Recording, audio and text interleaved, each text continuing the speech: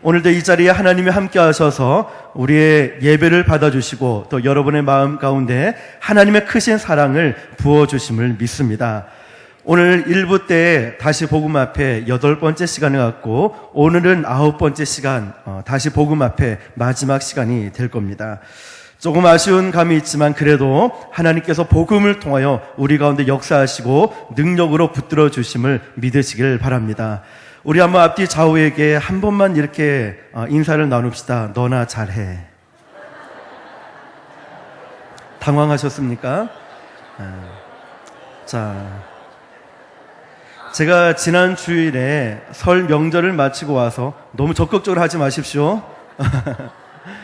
설 명절을 마치고 나서 새해 인사를 무엇을 할까 준비를 하다가 그만 놓쳐버렸습니다. 그래서 어떤 사이트에 보니까 요즘은 이런 건배사가 뭐 우리랑 상관없겠지만 유행한다 하더라고요. 너나 잘해.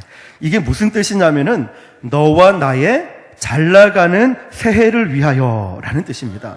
여러분 듣고 나니까 좀 낫죠? 아까는 너나 잘해 하니까 굉장히 기분 나빴는데 너와 나의 잘 나가는 새해를 위하여 이러니까 굉장히 기분 좋지 않습니까? 우리 한 번 더 이제 다정스럽게 사랑의 눈빛을 가지고 너나 잘 하세요.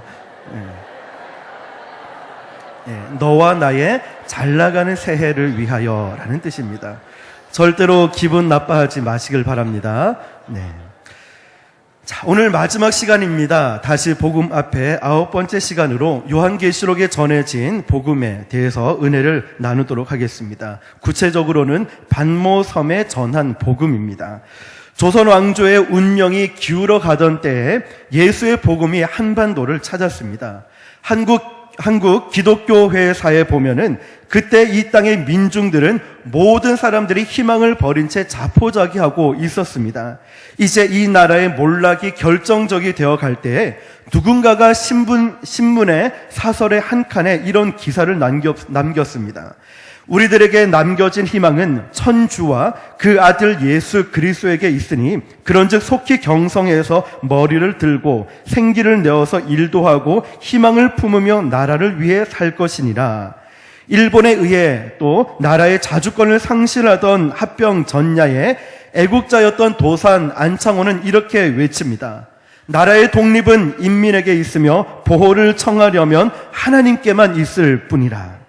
바로 그때 전국 방방곡곡에 메아리친 소리가 또 있었다고 합니다. 한 역사학자 민경배는 이렇게 기록하고 있습니다. 그 전국 방방곡곡에 외친 소리는 기독교는 오늘날 한국인이 가진 유일한 벗이다 라는 글입니다. 맞습니다.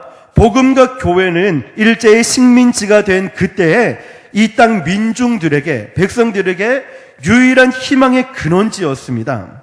연해주 독립운동 집회에 이런 글이 발표되었습니다. 조선에서 기독교는 거의 국민적 종교로서 의의를 갖게 되었습니다. 자유를 갈망하는 조선 국민을 위한 기독교의 가치는 위대합니다. 그리고 곧이어서 3.1 운동이 일어났고 교회는 민족을 살리는 운동의 중심에 서게 됩니다. 바로 그때부터 동시에 이 땅의 교회들은 말할 수 없는 일제의 핍박과 박해에 직면하게 되었습니다. 그럼에도 불구하고 교회는 우리 민족의 소망이었고 아무리 박해와 핍박과 어려움이 있다 할지라도 교회는 그 민족들에게 소망이었습니다. 이것이 바로 한국 기독교회사에 기록된 내용들입니다. 오늘 1세기 로마를 지배하고 있던 소아시아 초대교회 상황도 바로 앞서 말씀드렸던 우리나라 상황과 유사했습니다. 그 당시 초대교회가 가장 흥왕하던 지역이 소아시아, 지금의 터키 지역입니다. 예수님의 제자였던 사도 요한은 소아시아에서 자유를 잃어버리고 로마 압제에 시달려 있는 사람들에게 복음을 전하다가 체포되었습니다.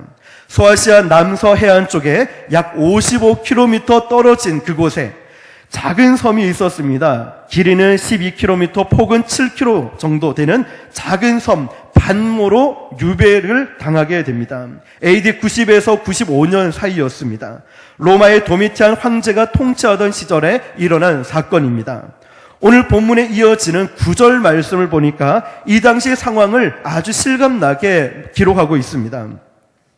나 요한은 너희의 형제요 예수의 환난과 나라와 참음에 동참하는 자라. 하나님의 말씀과 예수를 증언하였으므로 말미암아 반모라 하는 섬에 있었더니, 지금 그가 섬에서 유배당하는 삶을 살면서 이 섬에서 주일을 맞이하는 어느 날에 사도 요한은 성령의 감동이 되어서 성령의 명령하심을 따라 소아시아에 세워진 7 교회를 향해서 편지를 씁니다. 그것이 바로 요한계시록입니다. 흔히 요한계시록 하면은 종말론을 기록한 책으로 생각하지만 이 요한계시록, 이 편지의 핵심은 복음만이 궁극적인 희망이고 소망이라는 것입니다.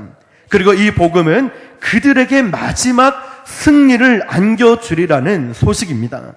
자, 그렇다면 구체적으로 사도 요한이 반모 섬에서 전한 복음의 본질이 무엇일까? 3가지를 통하여서 은혜를 나누도록 하겠습니다. 첫 번째는, 복음은 예수의 피로 우리를 우리 죄에서 해방하신 사건입니다. 예수의 피로 저와 여러분의 우리의 모든 죄를 해방하신 사건입니다. 제가 해군에서 군 복무를 할 때 굉장히 제대할 날을 기다렸습니다. 심지어는 훈련소에 입소하자마자 노트 뒤에다가 훈련소 퇴소하는 날 날짜를 기록하고 그게 유행이 돼서 하나하나 끄었습니다. 마치 빠삐용처럼 그냥 날짜 지나가는 걸 하나하나 끄었습니다. 어느 날 교관에게 걸려가지고 이 날짜 기록한 사람 다 나와 이래가지고 바로 이제 또 혼이 나기도 했습니다.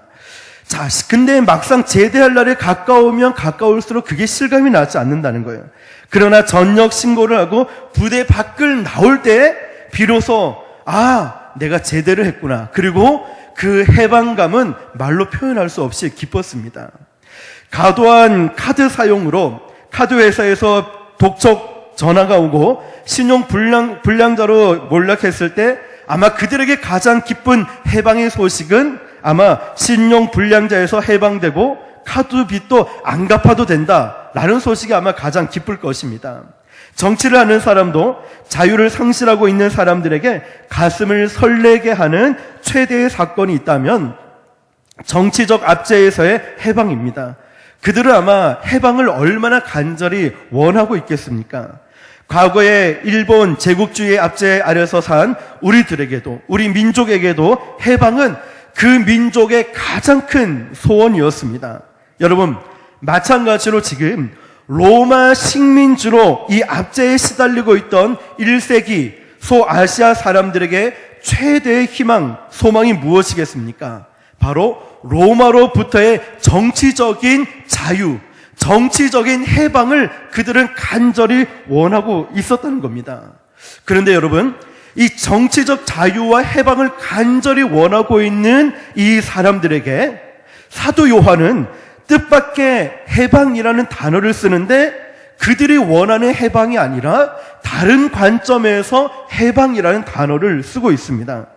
사도 요한은 반모섬에서 소아시아 사람들에게 편지를 쓰면서 너희들이 지금 로마로부터 정치적인 압제를 받고 있는데 거기서 해방하는 것보다 더 중요하고 더 의미 있는 해방이 이미 우리에게 왔다라는 소식을 전하고 있습니다. 그들이 원하는 것은 정치적인 해방이었지만 그것보다 더 중요한 해방이 이미 그들에게 왔다라고 알려주고 있습니다. 그것이 무엇일까요? 5절 하반부에 보면 이렇게 복음을 선언합니다.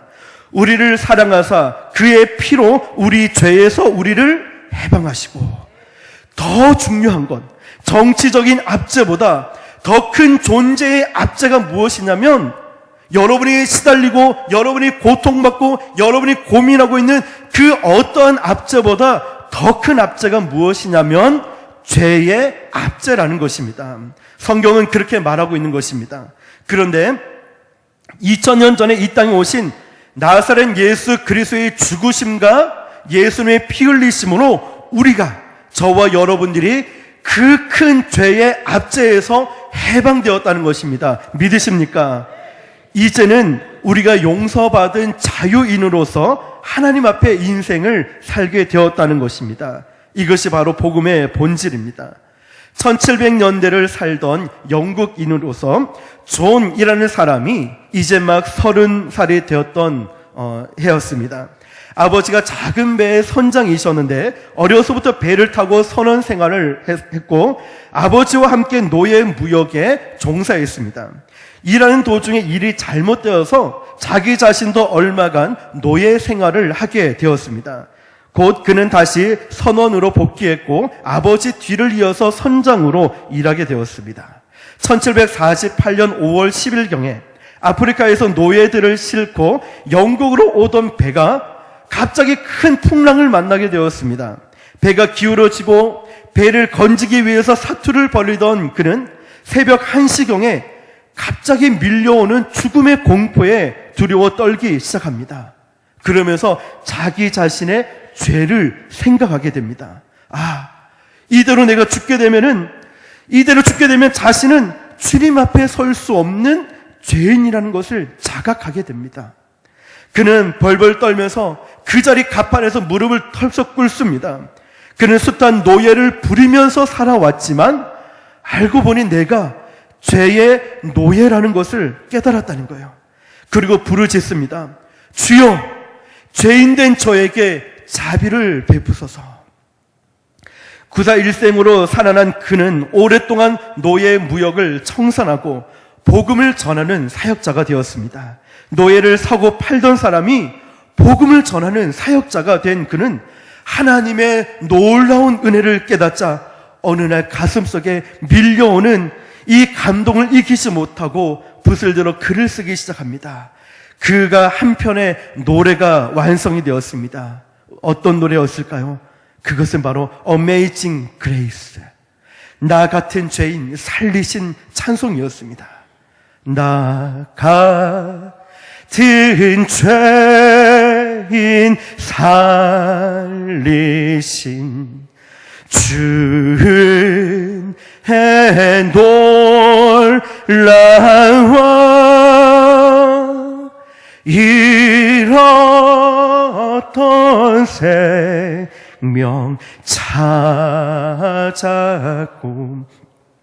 광명을 얻었다. 영어 원문에 보면 가사가 조금 차이가 있습니다. 놀라우신 주 은혜, 얼마나 아름다운 소식인가. 비참하고 가치 없는 나 같은 사람을 구원하신 은혜. 나는 한때 잃어버렸으나 이제 발견되었네. 나는 소경이었지만 이제 눈을 뜨고 보네. 이게 바로 나 같은 죄인의 원문 가사입니다. 제가 영어를 좀 잘하면 영어를 하면서 좀 해석을 해드릴 텐데 되지 않아가지고 설명을 해드렸습니다. 존 뉴턴이 목사가 된 후에 평생의 사역을 마무리할 무렵에 치매가 걸린 거예요. 치매기가 있어가지고 기억력을 상실했을 때 사람들이 이렇게 합니다. 목사님, 이거 생각나세요? 목사님, 이거 기억하시나요? 물어보는 거예요. 그러면 언제나 이 존 뉴턴이나 목사님은 이렇게 대답했다고 합니다. 네, 두 가지는 분명히 기억합니다. 저는 무서운 죄인이라는 것과 또 하나는 나 같은 죄인을 살리신 주님이, 그런 저를 용서하신 예수님이 위대한 구세주라는 사실입니다. 여러분, 이것이 바로 복음입니다. 이것보다 더 중요한 사실이 어디 있겠습니까? 나 같은 죄인, 죽었던 죄인, 너무나 놀라운 무서운 죄인이라는 사실과 이런 죄인을 구원해 주신 예수님의 위대한 구세주라는 사실, 이것보다 더 중요한 사실이 어디 있겠습니까? 바로 이것이 복음으로 해방받은 사람의 고백입니다. 사랑하는 성도 여러분, 은혜를 받으면 어떤 모습 될까요? 예배당에 들어오는 그 순간부터 눈물이 납니다. 죽어 마땅한 내가 걸어다니는 것이 감사해서 눈물이 납니다. 하나님이 나를 받아주셨다는 것, 내가 하나님을 아버지라고 부르고 있다는 이 사실, 감격해서 눈물이 납니다. 은혜를 받으면 섭섭한 것도 없습니다. 누가 나를 욕해도 섭섭하지도 않고 기분이 나쁘지 않습니다. 왜냐하면 나를 향해 쏟아지는 비난이 있다 할지라도 그것을 압도할 만한 감격과 감사와 기쁨, 바로 은혜를 받았기 때문입니다. 은혜를 받으니까 부족함이 없어도 짜증이 나지 않습니다. 왜냐하면 이후에 영원히 있다는 것을 믿고 있기 때문입니다. 오늘 죽어도 내일 죽어도 걱정이 없습니다.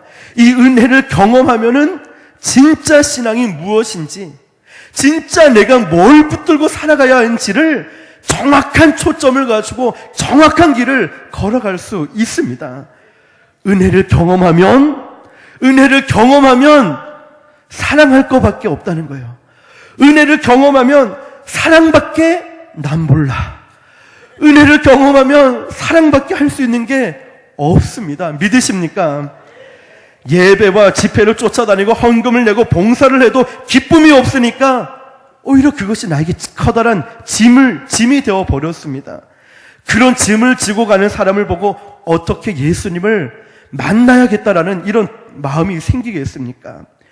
예수님은 은혜를 주시고 나서 이렇게 말씀하십니다. 너희는 서로 사랑하라. 너희가 서로 사랑하면 온 세상이 너희가 나의 제자인 줄 알리라. 우리 주님이 말씀하시는 게 너희가 서로 사랑하라. 그러면 너희를 보고 내 제자인 줄 알아. 너희를 보고서 예수님을 알고 너희를 보고 예수님이 살아계시는 것을 압니다. 무엇입니까? 서로 사랑하라. 열심히 일해라. 헌금 많이 하고 큰 교회를 지어라. 그러면 너희를 보고 사람들이 내 제자인 줄 알리라 말씀하지 않으셨습니다. 은혜를 받으면 그런 것이 전혀 중요하지 않습니다. 그런데 은혜를 모르는 사람, 은혜를 다 까먹고 은혜가 없는 사람들에게는 외식적인 것이 너무나 중요합니다. 사람 앞에 보이는 것, 마치 바리새인과 세리들처럼 나는 몇 시간 기도하고 나는 무엇을 지켰고 무엇을 했고, 율법만 있으면 갈등과 싸움이 나지만 하나님의 은혜가 있는 곳에는 하나님의 사랑이 넘쳐납니다.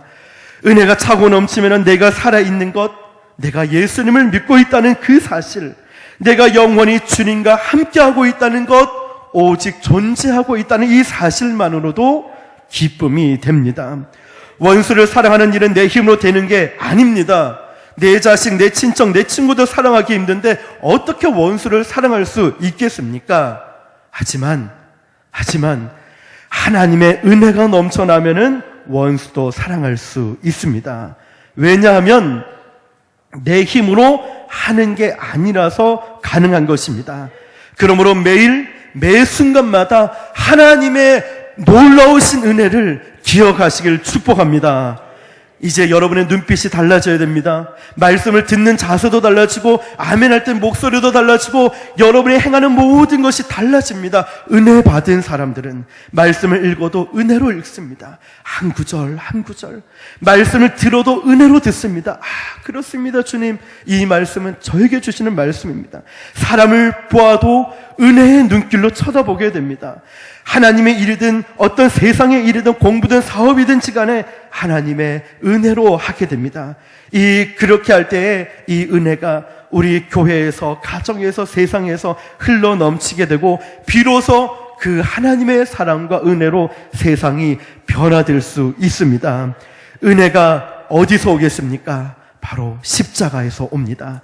바로 복음의 본질인 하나님의 놀라운 사랑을 깨달았던 존 뉴턴처럼 나 같은 죄인 살리신 그 놀라운 사랑을 깨닫고 내가 이제 더 이상 죄의 얽매인 자가 아니라 그 죄에서 해방되었다라는 것, 이것이 바로 복음이고, 복음을 깨달은 자는 용서받은 자로 자유함을 갖고 하나님 앞에서 인생을 살게 될 줄 믿습니다.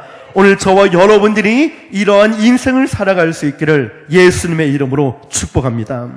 두 번째는, 복음은 예수님의 교회가 궁극적인 승리를 누리게 되는 사건입니다. 예수님의 교회, 하나님의 교회가 궁극적으로 승리를 누리게 되는 사건입니다. 자, 복음의 시작을 보십시오. 우리가 죄에서 해방된다는 사건은 개인적인 사건입니다. 자, 그렇다면 이 복음은 여기서 끝나는 것이 아닙니다. 우리가 읽었던 본문 6절에 보면 그의 아버지 하나님을 위하여 우리를 나라와 제사장으로 삼으신 그에게 영광과 능력이 세세토록 있기를 원하노라. 아멘. 죄로부터 용서는 우리가 예수님을 처음 믿고 경험하는 순간에 받는 그 은혜입니다. 그러나 더 적극적인 은혜가 있습니다. 그것은 이제 저와 여러분들이 하나님 나라를 위한 그리고 제사장으로 일하게 되었다는 것입니다. 이제는 내가 수많은 사람들의 중보자로 하나님의 나라의 영광을 보여주고 하나님 나라의 능력을 보여주면서 그 나라의 백성들로 이끌 수 있는 그런 중보자로 쓰임받게 된다는 것입니다.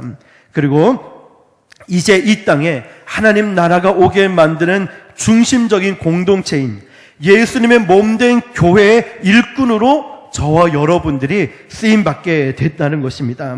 이 교회는 복음을 전하는 유일한 공동체입니다. 그래서 사도 요한은 이 외로운 pat모섬에서 유배된 삶을 살면서도 이렇게 말하고 있는 것입니다. 교회가 살아있는 한 복음의 소망은 지속될 것이라고 믿었습니다. 그래서 성령의 감동하심을 따라 소아시아의 7교회에게 편지를 보냅니다. 이것이 계시록 1장 10절 11절입니다. 주의 날에 내가 성령에 감동되어 내 뒤에서 나팔 소리 같은 큰 음성을 들으니 이르되 내가 보는 것을 두루마리에 써서 에베소, 서바나, 버가모, 두아티라, 사데, 빌라델비아, 라오디게아 등 7교회에 보내노라 하시기로 성령의 감동하심을 받아 이제 편지를 7교회에 보냈습니다. 그래서 계시록 2장 3장에 보면은 소아시아의 대표적인 7교회의 편지가 전달됩니다. 이 7교회에 보내진 편지들을 보면은 각 교회에 강점이 있고 약점을 지니고 있습니다. 사도 요한은 예수님의 이름으로 각각 교회에게 칭찬도 하지만 책망도 전달합니다. 특별히 환란의 직면에 있던 서버나와 빌라델비아 교회는 책망을 생략했습니다. 그러나 어느 교회이든 완벽한 교회는 없습니다.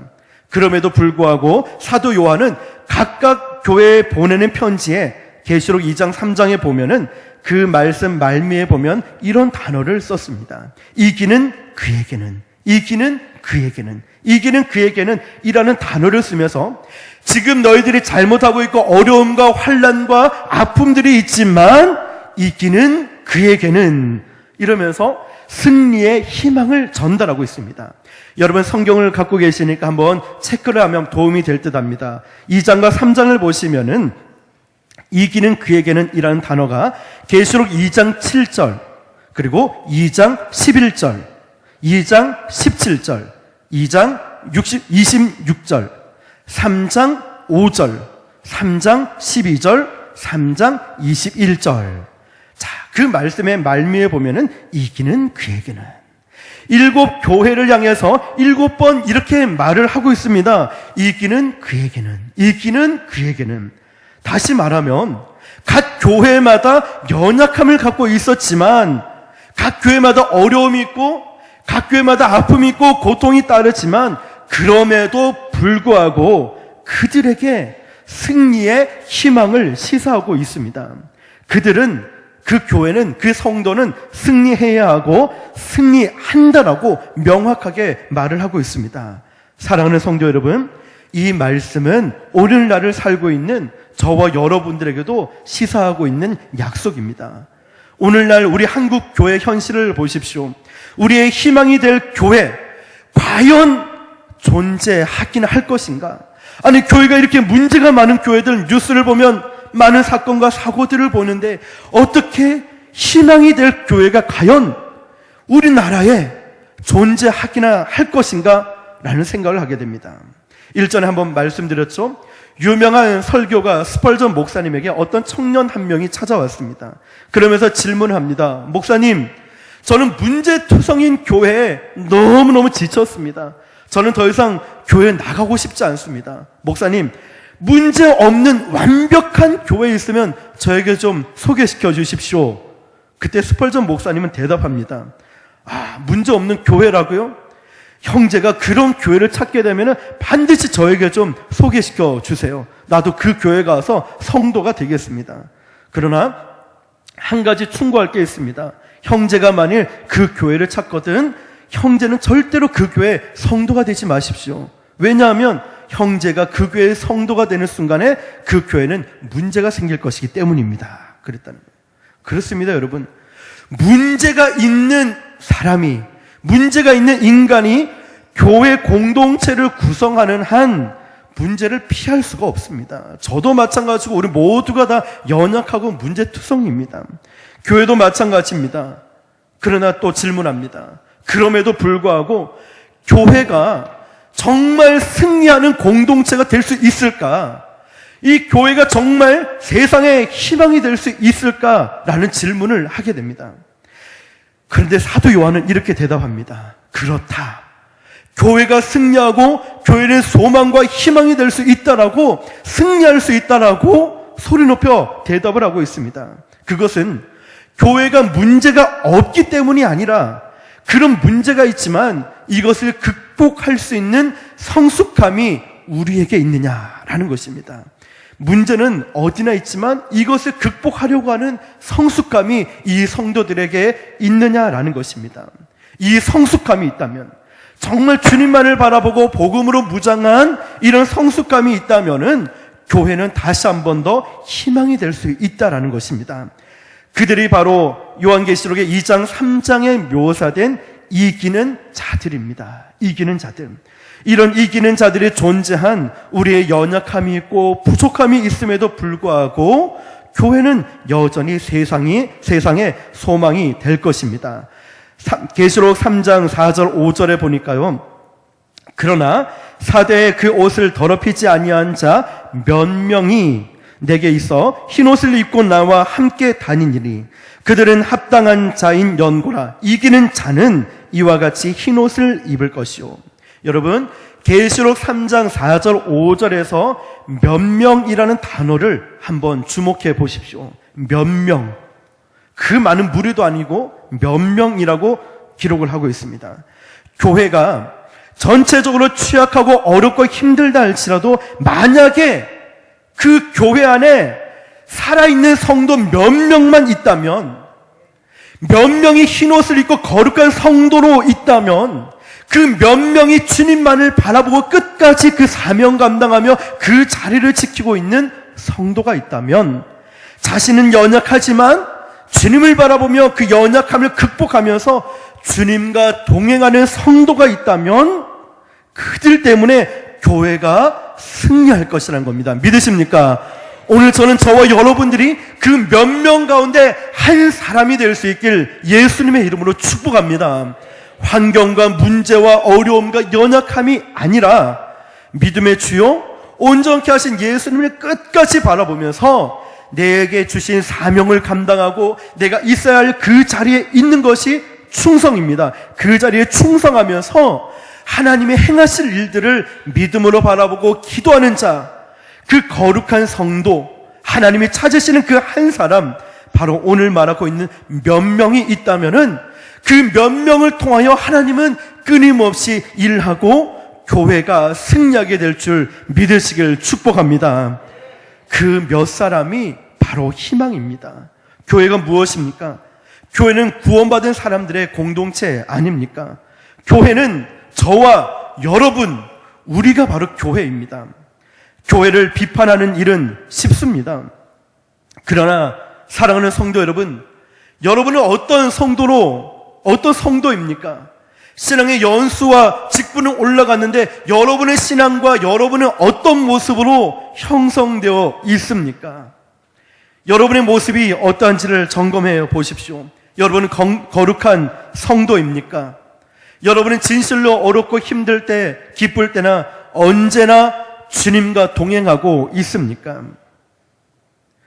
주님은 흰옷 입은 몇 사람을 보시고 그들을 통해 교회를 새롭게 하시고 역사를 새롭게 하신다고 약속하고 계십니다.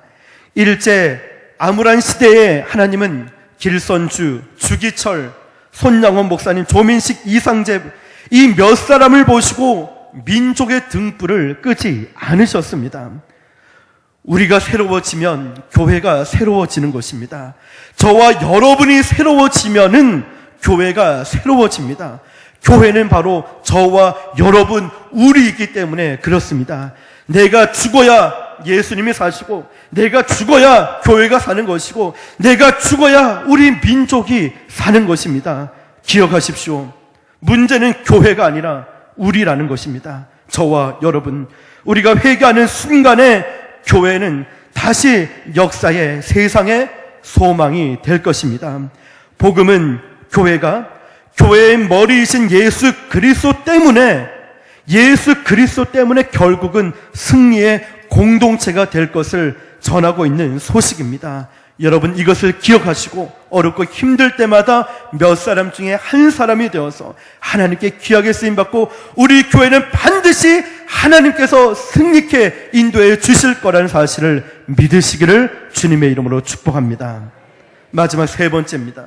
복음은 예수님의 다시 오심으로 마침내 새 세상이 온다는 사건입니다. 계시록 1장 7절에 볼지어다 그가 구름을 타고 오시리라. 그리고 이어지는 8절에 주 하나님이 이르시되 나는 알파와 오메가라 선언하고 있습니다. 역사를 시작하신 하나님이 역사를 완성하신다는 것입니다. 그날 하나님을 거절한 사람에게는 아마 그 마지막에 심판의 날, 두려운 날이 될 것이고, 그러나 하나님의 백성으로 하나님의 일꾼이 되어서 일한 사람들에게는 그날은 역사의 완성, 승리의 날이 될 것입니다. 자, 그날의 위대한 승리의 선포를 한번 보십시오. 요한계시록 11장 15절에 일곱째 천사가 나팔을 불매 하늘에 큰 음성들이 나서 이르되 세상 나라가 우리 주와 그의 그리스도의 나라가 되어 그가 세세토록 왕노릇 하시리로다. 세상 나라가 그냥 세속적인 나라로 끝나는 것이 아니라 결국에는 마지막에는 예수 그리스도의 나라가 된다는 것입니다. 예수님이 친히 다스리시고 주가 친히 통치하시는 나라가 바로 우리를 기다리고 있다는 사실입니다. 사랑하는 성도 여러분, 우리는 영혼의 때를 늘 생각하며 준비하며 살아가야 됩니다. 하늘에 소망을 둔 자가 되어야 됩니다. 역사가 어떻게 완성되겠습니까? 요한계시록 마지막 2장을 보면 알 수 있습니다. 요한계시록 21장 1절부터 보시면 그날이 새하늘 새 땅이 임하는 날이라고 말합니다. 하늘이 새로워지고 땅이 새로워진다는 말씀입니다. 또 이어지는 4절에 그날 하나님은 그의 백성들의 모든 눈물을 닦아주시고 사망과 애통과 곡을 치유해 주시는 날이라고 말씀하십니다.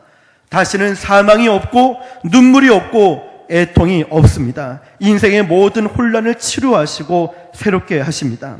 이어지는 5절에도 그날 보좌에 앉으신 이가 이르시되 보라 내가 만물을 새롭게 하노라고 선포하고 있습니다. 이것이 역사의 궁극적인 희망입니다. 복음이 약속하고 있는 소식입니다. 그날은 궁극적인 복음의 약속이 성취되는 날이고, 복음은 예수님의 다시 오심을 통해서 마침내 이런 새 세상이 온다는 소식입니다. 이제 말씀을 마치겠습니다. 복음은 예수님의 다시 오심을 통하여서 그 새 세상이 펼쳐진다고, 그리고 완성되는 것입니다. 그래서 오늘 우리가 처한 절망적인 현실에서도, 열등감과 좌절감으로 가득 찬 세상에서도, 분통이 터지는 세상에서도 이 마지막에 희망을 품고 절망하지 않고 칼과 도끼가 아닌 공의와 사랑을 품고 복음을 붙들고 살아가야 할 이유를 전달하고 있습니다. 이것이 바로 다시 오실 예수 그리스도의 궁극적인 희망입니다. 이것이 바로 사도 요한이 전한 계시록에서의 희망입니다. 오늘 저와 여러분들이 이 마지막 때를 살아갈 때 주님이 다시 오시는 그 날을 기다리고 다시 복음 앞으로, 그리고 본질이신 예수 그리스도의 죽으심과 부활하심과 다시 오시는 그 사건을 기억하시면서 이 복음 앞에 서서 승리하는 저와 여러분 되시기를 예수님의 이름으로 축원합니다. 기도하겠습니다. 살아계신 하나님, 만물이